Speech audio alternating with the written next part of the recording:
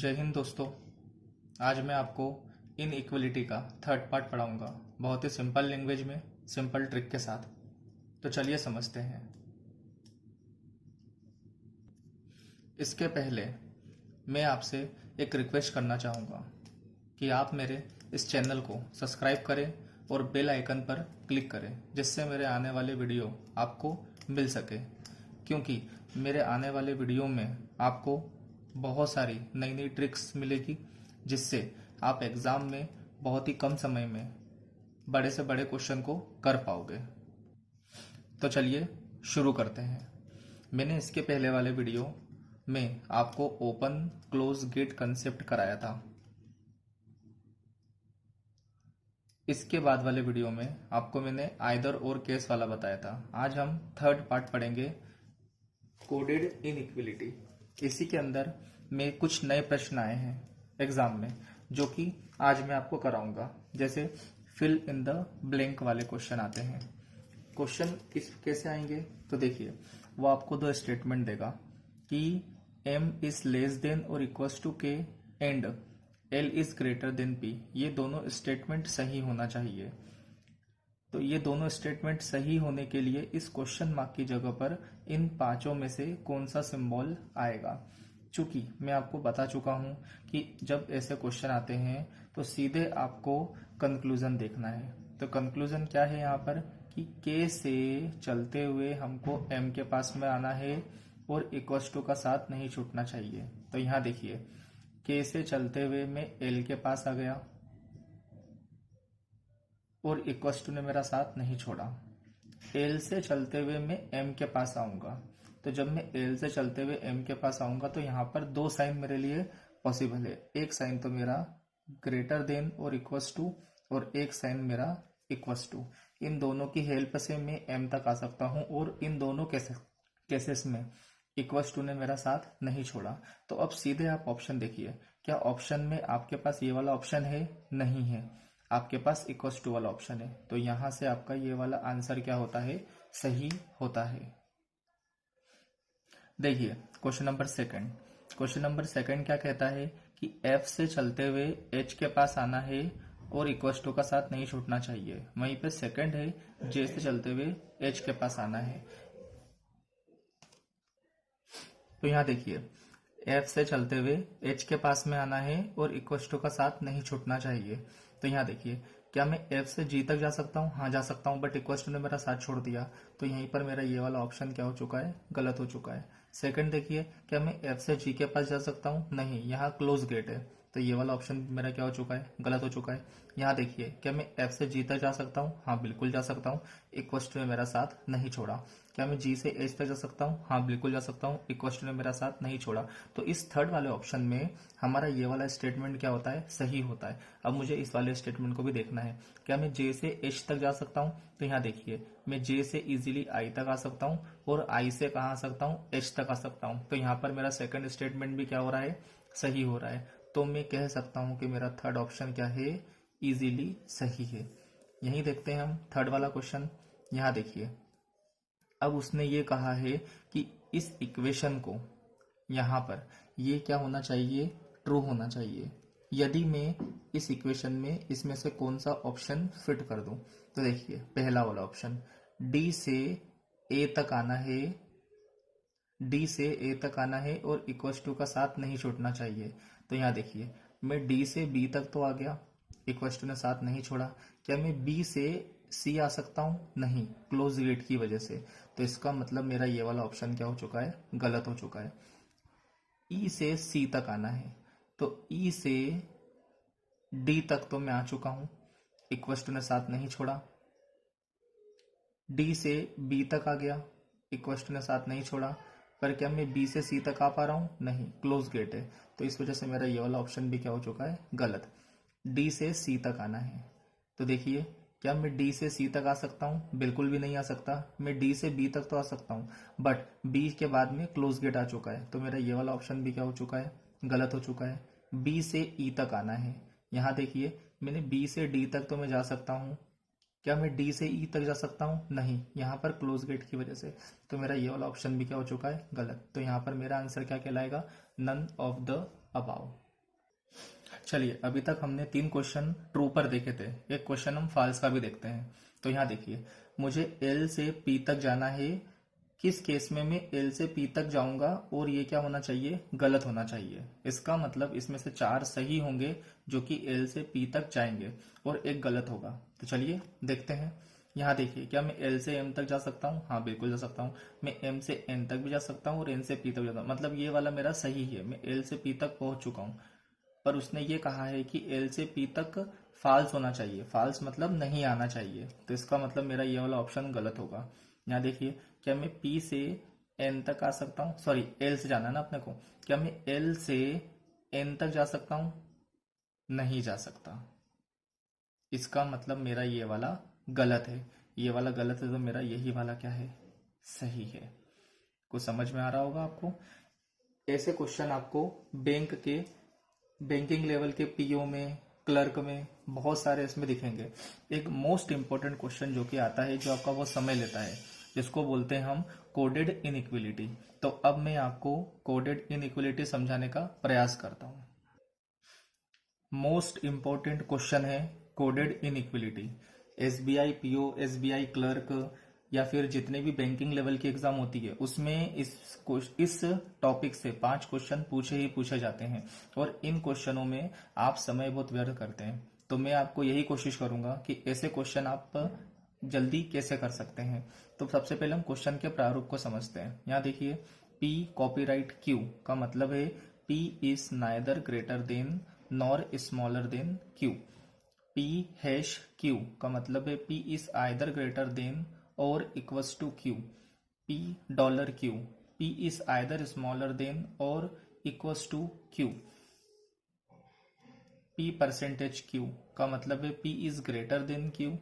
P at the rate Q का मतलब है P is smaller than Q. ये आपको कुछ कंडीशंस दी गई है। इसके बाद में आपको आंसर देना है। यदि केवल निष्कर्ष एक सत्य है, केवल निष्कर्ष 2 सत्य है, या तो एक या तो 2 सत्य है, दोनों सत्य है या फिर दोनों गलत है। अब इसमें क्वेश्चन किस टाइप से आता है, तो ये देखिए, ये इसका क्वेश्चन है। इसमें क्वेश्चन आपसे ये बोलेंगे कि M dollar J, J at the rate R, R copyright D. यदि यह स्टेटमेंट है तो क्या डी परसेंटेज एम कंक्लूजन सही है, आर परसेंटेज एम कंक्लूजन सही है। सबसे पहले मैं आपको यही एक सलाह दूंगा कि आप सबसे पहले ये पूरा का पूरा चार्ट अपने पास बनाइए और इसे करने की कोशिश करिए कि क्या आप इस पूरे क्वेश्चन को करने में सक्षम है जल्दी से।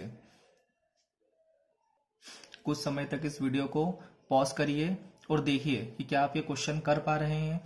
अगर आपका आंसर आता है हाँ तो बहुत अच्छी बात है, अगर आपका आंसर आता है ना तो अब इस वीडियो को देखने के बाद आपका आंसर कभी भी ना नहीं होगा, मेरी गारंटी है। सबसे पहला काम आपको क्या करना है, तो सबसे पहले ये जो कोडिंग होता है यहाँ पर हमको सीधे क्वेश्चन में न रखें, जो मैं आपको समझाना चाह रहा हूँ सबसे पहले आप वो करिए। तो देखिए, यहाँ पर लिखा है पी कॉपीराइट क्यू, तो यहाँ पर सबसे पहले आपको ये कुछ चिन्ह है जो कि आपको ड्रॉ करने हैं।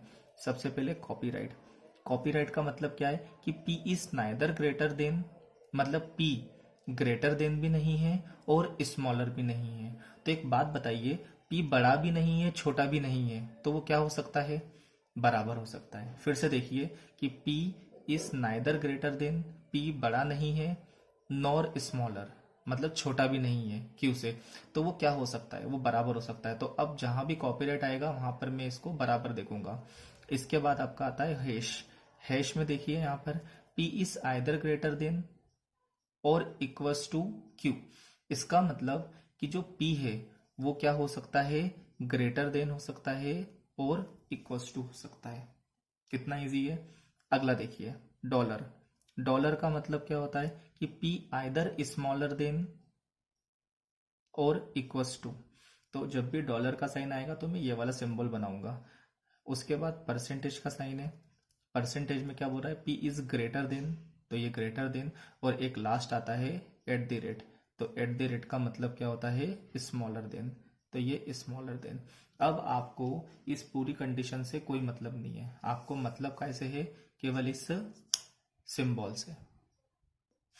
मैं फिर से आप सभी से एक रिक्वेस्ट करूंगा, जिसने मेरा इस चैप्टर का पार्ट 1 और पार्ट 2 नहीं देखा है उसे देखिए, अपने कंसेप्ट को बिल्डअप करिए और उसकी बहुत सारे क्वेश्चनों की प्रैक्टिस करिए। उसके बाद ही आप इस वाले कोडिंग डिकोडिंग वाले को इजीली कर पाएंगे।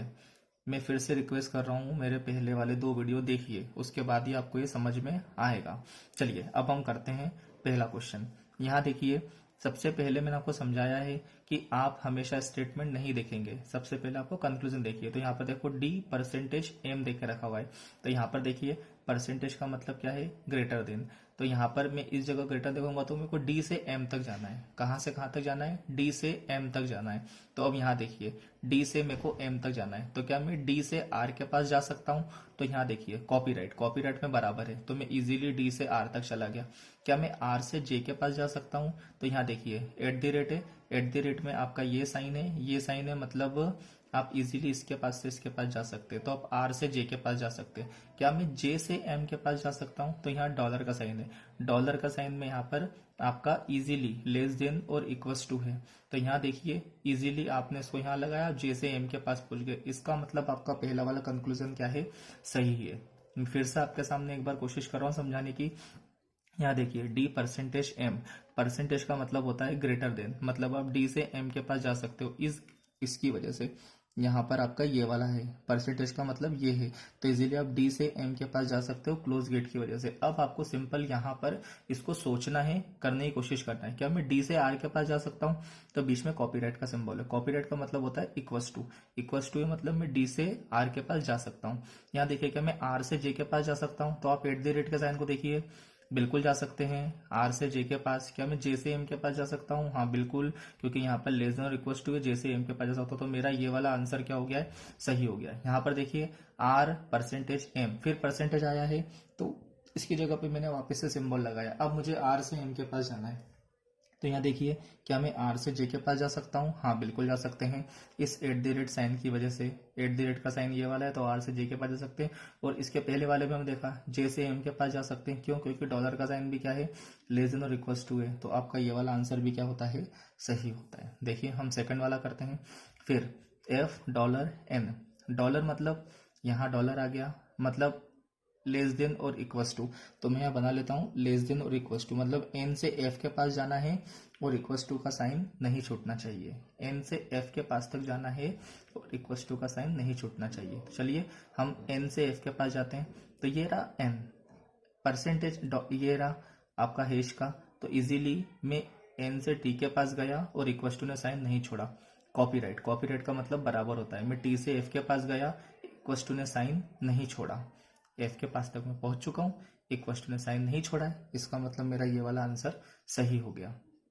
बी डॉलर टी, अब देखिए डॉलर का मतलब वापस से वही आया, लेस देन और इक्वस टू, मतलब टी से बी के पास जाना है, टी से बी के पास जाना है और इक्वस टू का साइन नहीं छूटना चाहिए। तो क्या मैं टी से एफ के पास जा सकता हूँ? तो हाँ कॉपीराइट का साइन है, इजीली मैं टी से एफ के पास चला गया।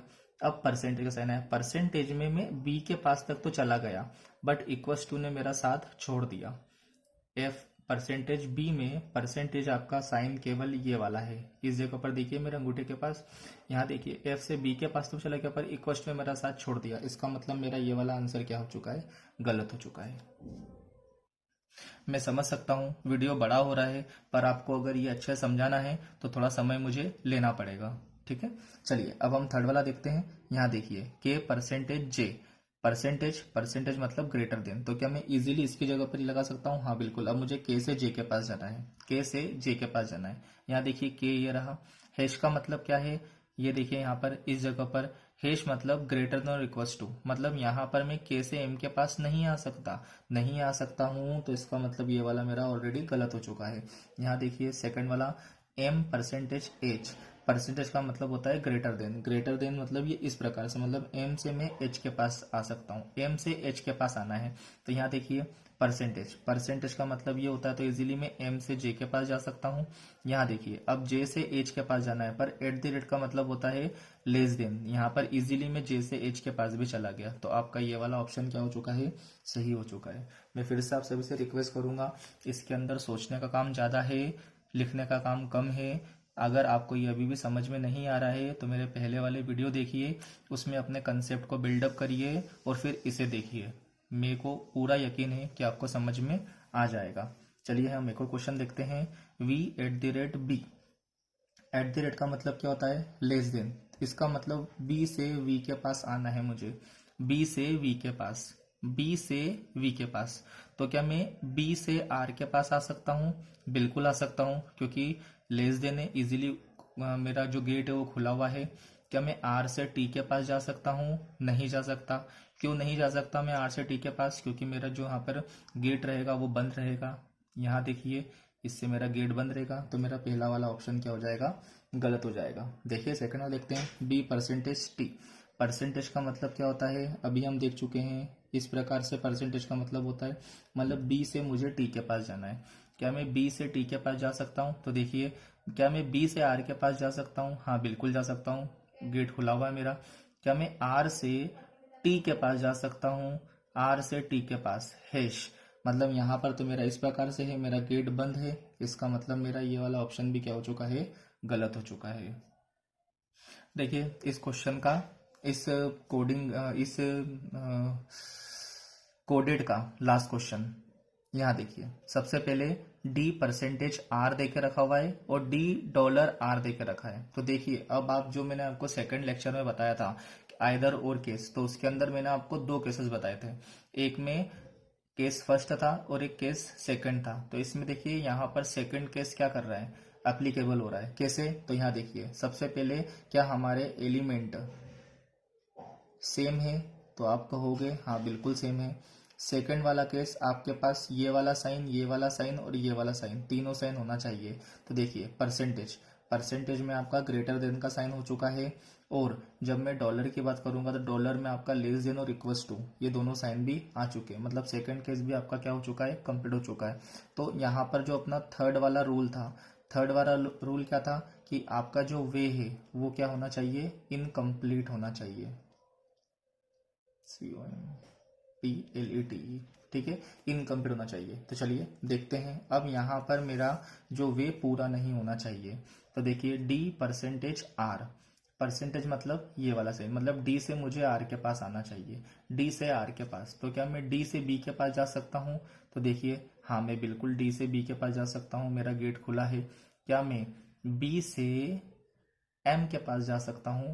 तो आप कहोगे नहीं, क्योंकि क्लोज गेट है। आपका रास्ता क्या हो चुका है? बंद हो चुका है, खत्म हो चुका है, आपका रास्ता पूरा नहीं हुआ है। इसका मतलब इस रूल के अकॉर्डिंग हमारा ये वाला क्या है? सही है। हम सेकंड वाला देखते हैं, डी डॉलर आर। डॉलर का मतलब होता है ग्रेट, लेस देन और equals to. Less than equals to मतलब आर से डी के पास जाना है और बराबर का साइन नहीं छूटना चाहिए। आर से डी के पास, तो यहाँ देखिए, क्या मैं आर से एम के पास आ सकता हूँ? तो देखिए बीच में परसेंटेज का साइन है। जैसे ही परसेंटेज का साइन देखा तो यहाँ पर मेरे को पहली बार में क्या हो चुका है? हमारा रास्ता इनकम्प्लीट हो चुका है। क्यों? क्योंकि बराबर ने साथ छोड़ दिया। इसका मतलब इस रूल के अकॉर्डिंग हमारा ये वाला भी क्या है? सही है। तो जैसे ही आपके ये दोनों सही है, तो यहाँ पर आपका आइदर वाला केस हो चुका है। आइदर वाला मतलब कौन सा वाला केस? न तो एक न तो दो। चलिए इसी के साथ मैं यहाँ पर इस लेक्चर का समापन करता हूँ। उम्मीद है ये तीनों लेक्चर देखकर आपका ये वाला टॉपिक कंप्लीट हो चुका होगा। अगर किसी को कोई भी प्रॉब्लम आए तो नीचे कमेंट में मुझे बताइए, मैं डेफिनेटली आपकी हेल्प करूँगा। धन्यवाद।